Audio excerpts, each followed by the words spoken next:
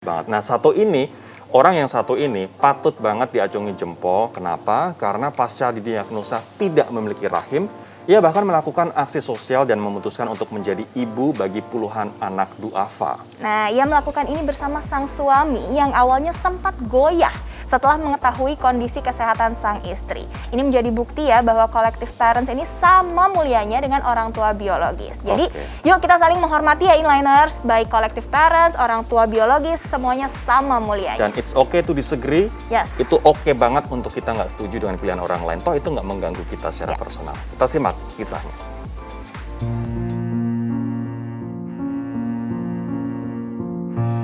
Menikah dan punya anak sudah menjadi impian dan keinginan semua wanita. Itu pula yang menjadi impian dan keinginan Dita Anggraini, warga Parung Panjang, Bogor, Jawa Barat ini. Tapi impian dan harapan tidak selalu selaras dengan kenyataan. Dita Anggraini masih ingat saat menerima hasil pemeriksaan medisnya 10 tahun lalu. Perempuan 29 tahun ini divonis tidak akan bisa memiliki keturunan karena menderita MRKH. Padahal saat itu, dia akan menikah dengan Fahmi Ibrahim yang masih teman satu kampusnya. Komitmen keduanya untuk menikah pun diuji oleh sebuah cobaan hebat. Padahal keduanya merajut hubungan yang tidak singkat.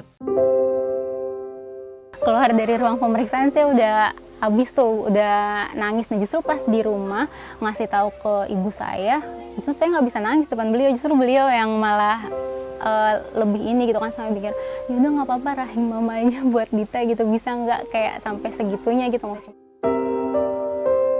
MRKH ini adalah sindrom yang menyebabkan organ reproduksi perempuan tidak berkembang sempurna. Rahimnya tidak berkembang, bahkan tidak ada. Tanpa rahim, tidak bisa seorang wanita melahirkan. Sindrom MRKH merupakan kasus yang langka dan terjadi 1 di antara 4.500 hingga 5.000 kelahiran. Maka tidak mudah bagi Dita untuk menerima kenyataan yang dialaminya.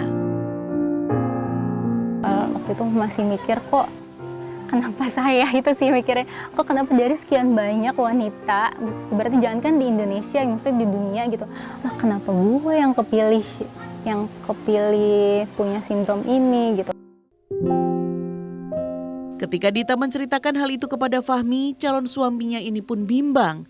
Hubungan keduanya nyaris tidak berlanjut. Keduanya sempat putus karena tidak bisa membayangkan bagaimana harus menata rumah tangga mereka nantinya. Saya sempat mikir kayak ya udahlah buat apa gitu kan, ibaratnya udah saya pengen fokus buat keluarga aja gitu kan, mau nyenengin orang tua, adik-adik saya karena saya anak pertama gitu kan.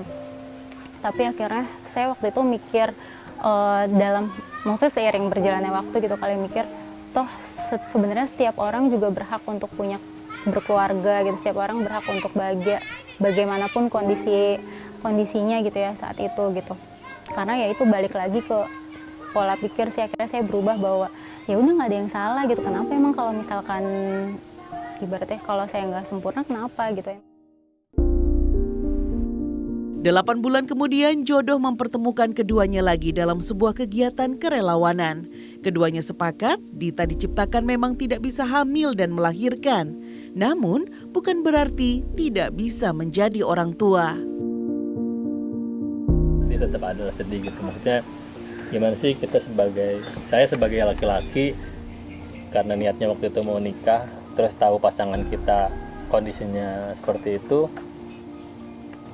dibilang biasa aja gitu dalam keadaan normal, cuma dalam keadaan tertentu jadi kayak gimana sih, kita udah tahu di depan ada jurang, terus kita mau masuk ke jurang itu walaupun kita nggak tahu di bawahnya ada emas atau apa namanya justru bikin kita mati.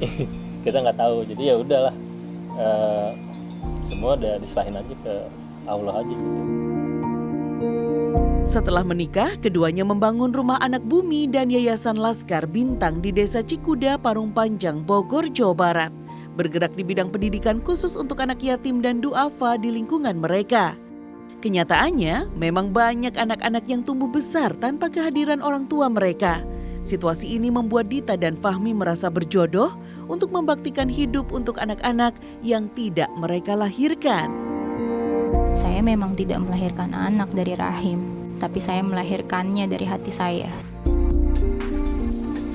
Salut banget untuk mereka berdua, tapi yang jelas mau punya anak secara biologis atau enggak punya anak secara biologis tidak mengurangi derajat keperempuanan seorang perempuan. Iya.